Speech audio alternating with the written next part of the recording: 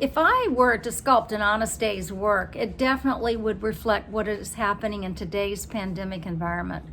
I would want to sculpt our unsung heroes. I'd like to sculpt a nurse who's sitting by the bedside of a patient who's about to gasp his last breath.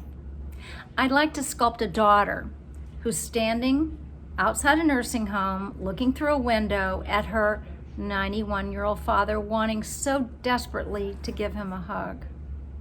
I'd like to sculpt my mail carrier who cheerfully brings me the mail every day. I'd like to sculpt the public supermarket worker who's been up all night opening boxes so that he can make sure our shelves are stocked, and his hands are sore and cut and bleeding.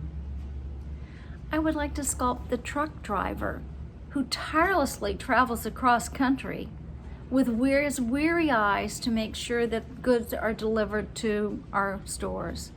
I'd like to sculpt Melinda at Sammy's Seafood, who serves up delicious seafood at Sammy's Seafood Market.